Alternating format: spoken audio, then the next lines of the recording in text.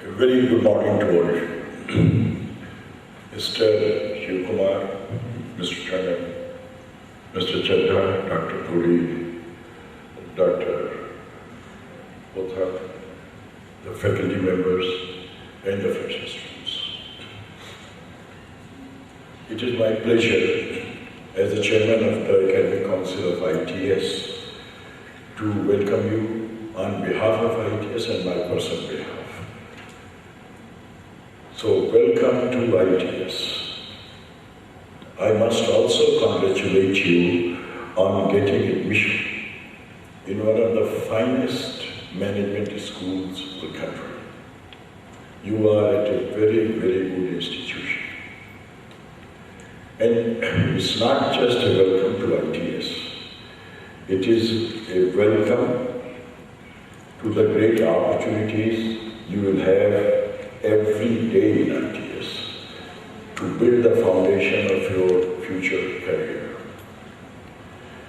Your education in ITS will be the passport of your future. Future comes one day at a time. The key to success is that you make the most of your time that you have today. And I'd like to quote at this point of time Dr. R.P. Chadha. Dr. R.P. Chadha is the chairman, a visionary, and dedicated and committed to excellence in education. My day begins with reading the morning SMS that I get every day. And I have picked up a few SMS messages that I get from Dr. Chadha.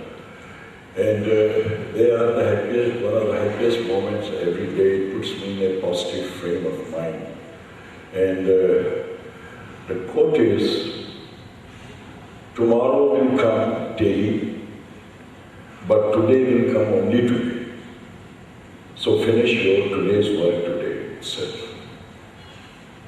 And I would request Dr. Puri, perhaps he is already doing it, these morning SMS, they could be displayed in the institute every day on an electronic board so that you can see. They are very inspirational. And if you see during the course of the day, a couple of times, the message that you have received from your chairman, Dr. R.P. Chadha, it would be wonderful. Tomorrow belongs to those who prepare for it today. Day by day, your classroom phase will be over before you know it. You'll be here for 2 years, and you will be surprised at the end of 2 years how quickly those 2 years have passed. Therefore, in this short time, prepare yourself very, very well. Learn to learn on your own, not just what you were taught in the classrooms, and on a lifelong basis.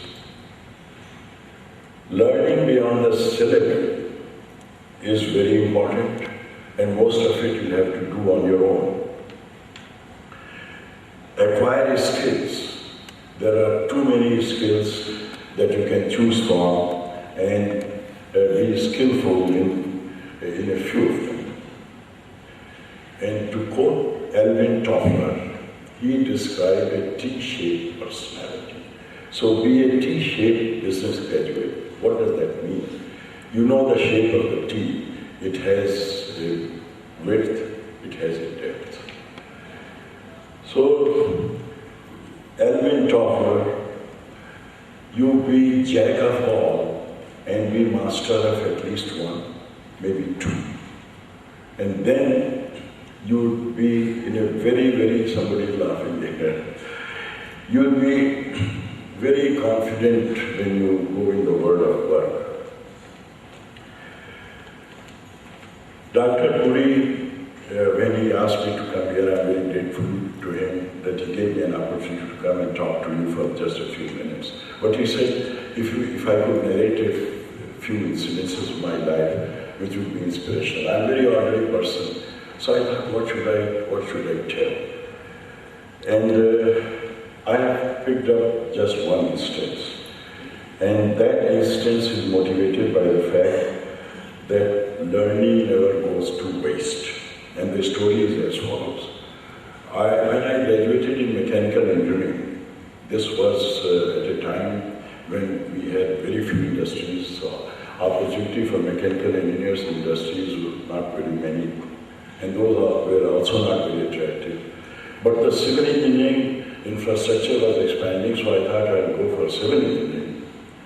And I spent another year and got a degree in civil engineering also. So by the time I finished, the opportunities in civil engineering also disappeared. The irrigation department, the PWD, those were the only two major employers at that time.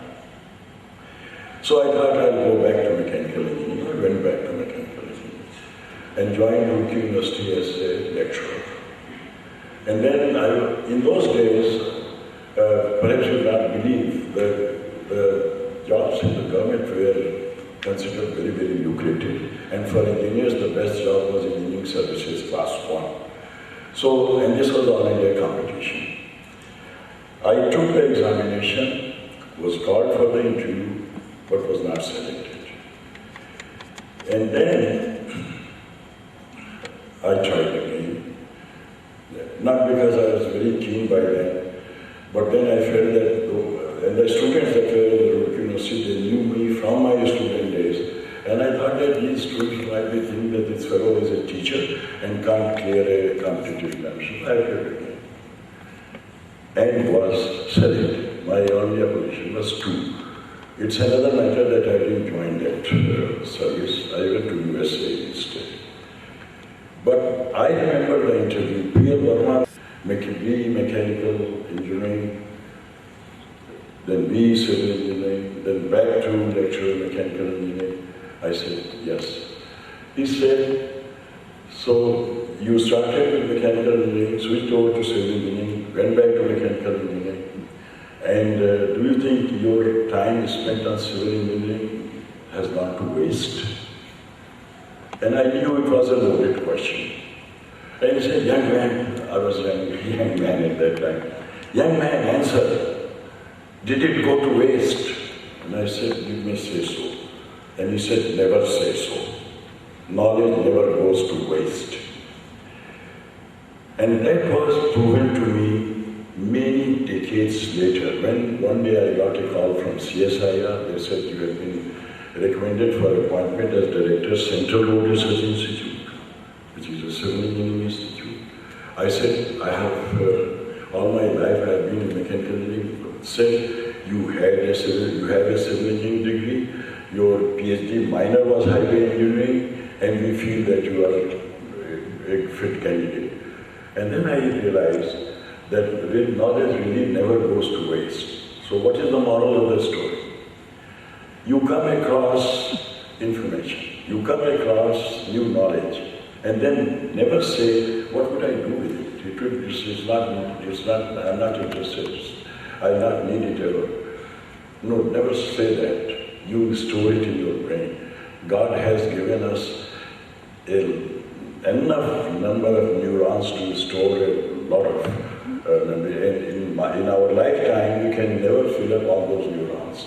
So never be scared that your brain will get saturated with information. Never. You'll never be able to do that. In fact, if you store more information, their capacity to store even more information would increase.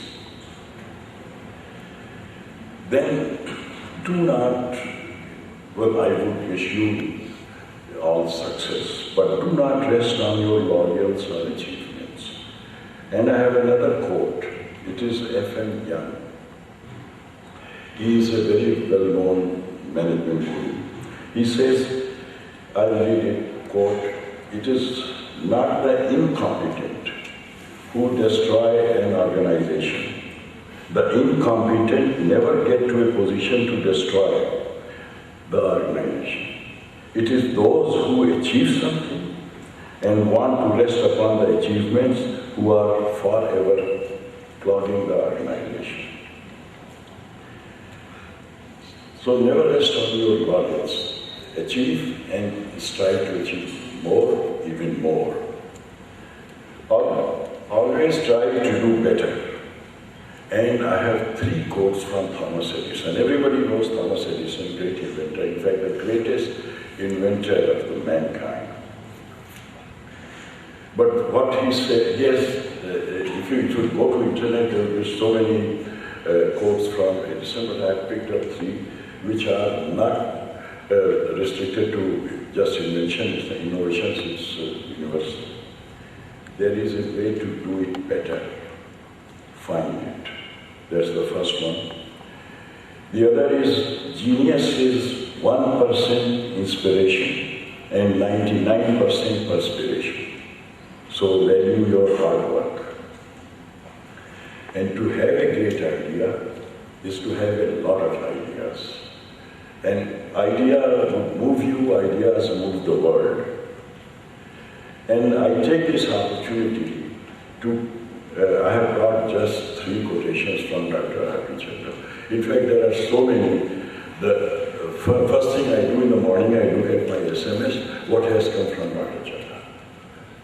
So I have picked up 3, but it doesn't mean that these are only 3, there are a large number of them.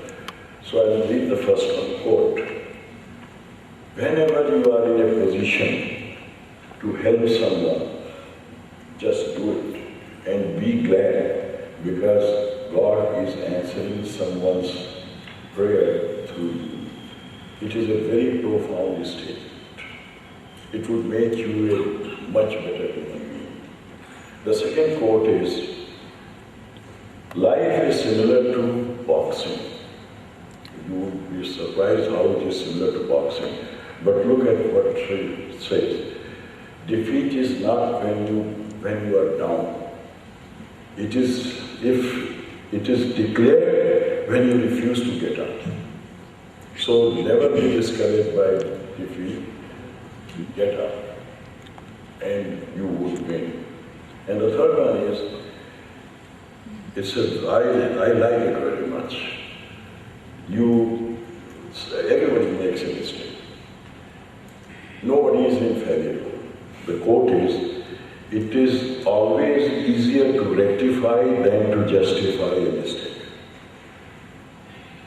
So you would read, if my request that these SMS messages should be displayed in the college, they must be displayed. These are gems of knowledge. They are so inspirational that they must be displayed. And when we have our next meeting, please report that they are going to be displayed.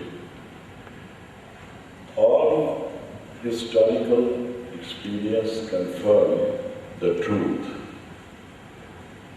that man could not have achieved the possible unless time and again he has tried for the impossible. This quote is from Max Weber Dictionary Man. So it really underscores that you try for the impossible. And that is the only way you would reach, you would achieve all that is possible. The day would come, sooner than you know, when you will enter the world of work after graduating from ITS, when you will have real opportunities and challenges to shape your future, to shape the future of the society, to shape the future of the nation. And what you are going to face would be a lot of challenge and a lot of competition. So prepare yourself well, and future will belong to you. I'll end my little speech with a quotation from Jawaharlal Nehru. Future of the country is shaped in our classrooms. So we have got a 2-year classroom phase at ITS, a great opportunity, and shape your future, shape the future of the society, shape the future of the country.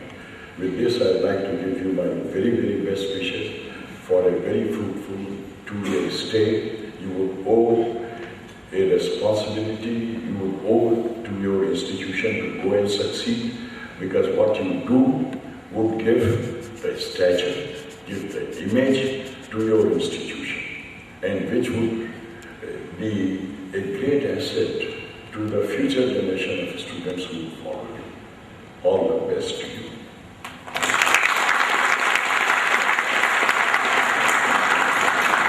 I'd like to invite Academic Council member Mr. Manoj Tandon to speak to a fresh batch.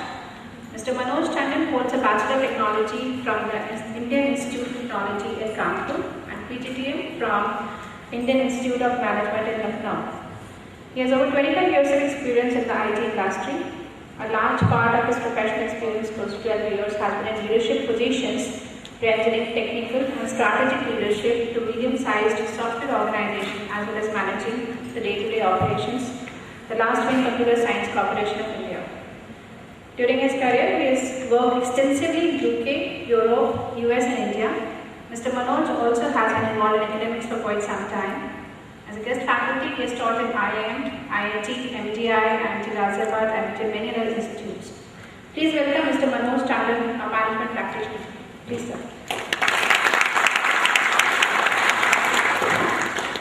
Thank you. I will keep this very short because I'm sure you want to listen from Mr. Shiv Kumar, a very eminent person. Just a quick one. How many of you are actually, and I'm changing tax here, looking forward to the party that you will do for next 2 years? Can you raise your hands? None? Seriously? No, you can be comfortable. Are you guys looking forward to the party and the fun that you're going to have for next 2 years? Not at all. Wow. Okay. I think a lot needs to be. First of all, I hope, and I know many of you are lying, but but you must do a lot of that as well, because I don't think anybody sitting here will ever say this, but I have taken the liberty of doing that. But do it responsibly, because what you learn there are some very unique things, and that learning can never go away. I do remember your age demands it, your youth demands it, right? Okay. That was one message I wanted to give, and surprisingly nobody raised his hand. The second thing I want to tell you is that, listen, in ITS you've got to get very good faculty, you've got to get excellent books, you'll get very good study environment, but what will make a difference, and all this you can get at maybe other institutes as well, but what makes the fundamental difference between how you will turn out when you pass out is the hunger in yourself. Okay? If you have the hunger to gain the knowledge, to develop management wisdom, you will have a lot of resources available to you, and you will come out tops. But if you don't have that hunger, the institute can make available to you everything that you want, but when you come out of it, you will still be ill-prepared for the industry. Okay?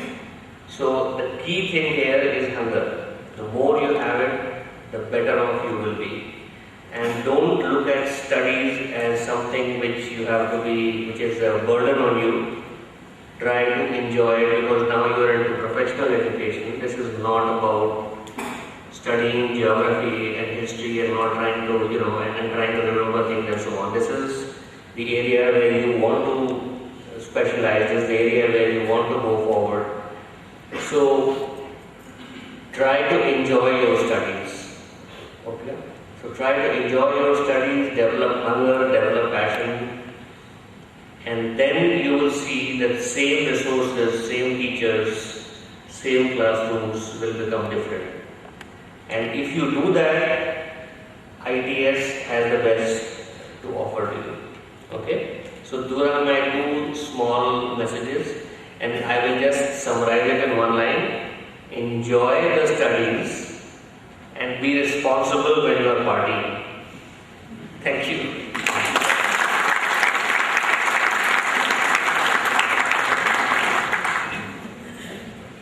Thank you, sir. I now request Dr. A.K. Puri to please introduce Mr. XVIII, our Vice Chairman, to the audience and invite him to the dais.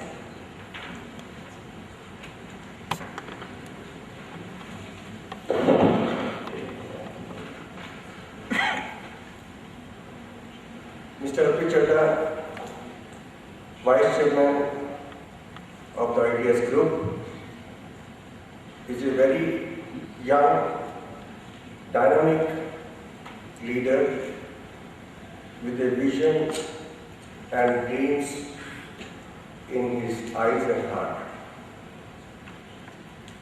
He is making sustained efforts and giving it direction by way of converting his aspirations and ideas into action that has taken ITS, the education group, to great heights.